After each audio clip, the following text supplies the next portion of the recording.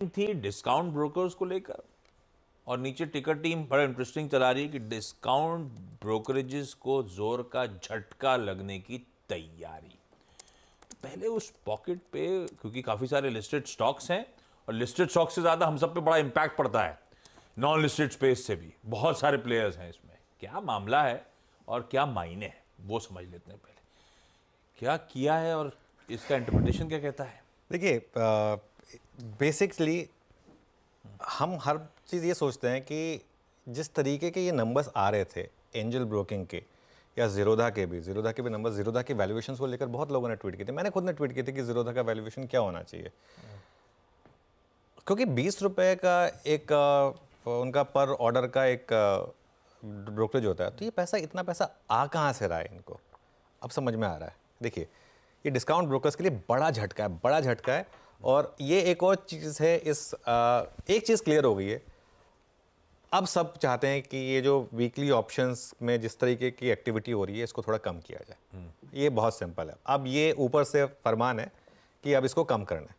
और अब इसके ऊपर मुझे लग रहा है ये आखिरी सर्कुलर नहीं है, अभी बहुत सर्कुलर आएंगे और मुझे लगता है कि इस बार शायद बजट में भी कुछ होगा शायद। ठीक है, सेबी क्या बोल रहा है कि आप टर्नओवर के हिसाब से डिस्काउंट ना दें। एमआईआई मतलब मार्केट इंफ्रास्ट्रक्चर इंस्टीट्यूशंस जो हैं उनको बोल रहा है कि आप उसके हिसाब से डिस्काउंट ना दें। एमआईआईज में स्टॉक एक्सचेंज और क्लियरिंग कॉर्पोरेशन दोनों आते हैं। तो ये बेसिकली चाहता है कि सेबी चाहता है कि ये चीज़ें ना हो। अब तक होता क्या है, अब तक ट्रांजैक्शन चार्ज कैसे किया जाता है? बेसिकली ब्रोकर्स जो है वो टर्नओवर स्लैब के हिसाब से डिस्काउंट देते हैं। ठीक है, सपोज करिए अब जो डिस्काउंट ब्रोकर्स है ना, उनकी कमाई जितनी भी होती है उसका 15 से 30% हिस्सा, 15 से 30% हिस्सा इस डिस्काउंट से आता है। इस डिस्काउंट से 15 से 30% उनकी टोटल कमाई होती है। और जो डीप डिस्काउंट ब्रोकर्स है ना, उनका पता है कितना होता है? 50 से 70%। 50 से 70% रेवेन्यू उनका इस डिस्काउंट की वजह से आता है। जो एक्सचेंजेस से किकबैक्स मिलते हैं इनको। एग्जैक्टली, किकबैक थोड़ा स्ट्रांग वर्ड हो गया।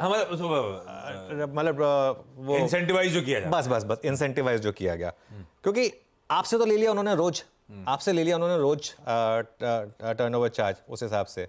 ठीक है, और एक्सचेंज को आप देते हैं फिर मंथ के हिसाब से। भाई ग्राहकों से तो रोज ले लिया आपने, जो ट्रांजैक्शन की तुरंत ट्रांजैक्शन चार्ज लग गया। उसी दिन आप जो ट्रेडर्स हैं वो जानते हैं, उसी दिन उनका जो कॉन्ट्रैक्ट नोट आता है उसमें लिखा होता है इतना एसटीटी है, इतना ब्रोकरेज है, इतनी स्टैम्प ड्यूटी है, इतना ये है, इतना वो है। कॉन्ट्रैक्ट नोट बन के आ गया, आपसे तो डेली ले लिया। एक्सचेंज को ये सारे ब्रोकर्स उसके बाद देते हैं मंथ के एंड पे, और वो मंथ के एंड पे जिसने जितनी ज़्यादा आपके लिए ट्रांजेक्शन की उसको उतना डिस्काउंट मिलता है। भाई दोनों का फायदा हो गया। आप, ये नॉर्मल बिजनेस है ना, कोई भी बिजनेस करता है, आप कोई बड़ी कंपनी होगी वो भी अपने डिस्ट्रीब्यूटर को बोलेगी भाई तुम जितना धंधा लाओगे मेरे लिए उतना मैं तुमको डिस्काउंट दूंगा। सिंपल रेवेन्यू शेयरिंग होगी, एक तरीके की रेवेन्यू शेयरिंग हो गई कि आपने क्लाइंट से पैसा लिया है और अब उतनी रेवेन्यू शेयरिंग होगी। सेबी बोल रही है सिंपल, नथिंग डूइंग। इतना आपने ट्रांजैक्शन चार्ज अगर जितना क्लाइंट ने दिया है एक्सचेंज उतना ही लेगा, बस बात खत्म। बीच में ये ब्रोकर वगैरह को नहीं मिलेगा। भाई वो एक्सचेंज टैक्स लगा रहा है, वो एक्सचेंज का पैसा है ना, उसमें ब्रोकर को मिलने का क्या मतलब है? अब सिर्फ ब्रोकर धंधा ला रहा है आपके लिए, इसका मतलब ये थोड़ा ना है। अगर आपने मुझसे 5,000 रुपये कलेक्ट करे हैं तो 5,000 रुपये एक्सचेंज ये नहीं कह सकता कि चलिए 3,000 मेरे 2,000 ब्रोकर के। अगर 3,000 मेरे तो 2,000 क्लाइंटों को वापस दो, ब्रोकर नहीं रख सकता 2,000। तो अब ब्रोकर के पास क्या इंसेंटिव रहेगा फिर?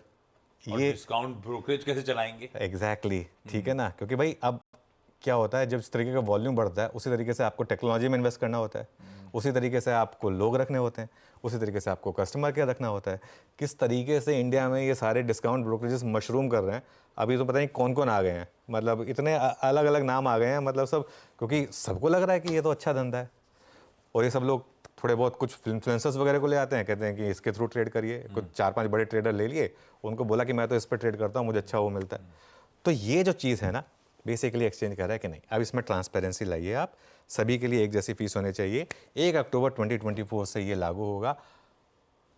मैं एक चीज़ अभी क्लियरली बोल रहा हूँ यहाँ पर, मार्केट पार्टिसिपेशन वाले जितने भी स्टॉक्स हैं इनमें एक तरीके का टॉप बनने के बहुत बड़े रिस्क हैं, चाहे एंजल ब्रोकिंग हो, चाहे मोतीलाल ओसवाल वगैरह हो, चाहे बीएससी हो। क्योंकि इवन जो बीएससी की भी री रेटिंग हुई है उसमें एक बहुत बड़ा एंगल ये जो वीकली ब्रोकरेज, जो वीकली ऑप्शंस का जो वो वॉल्यूम बढ़ा है उसकी वजह से हुआ है।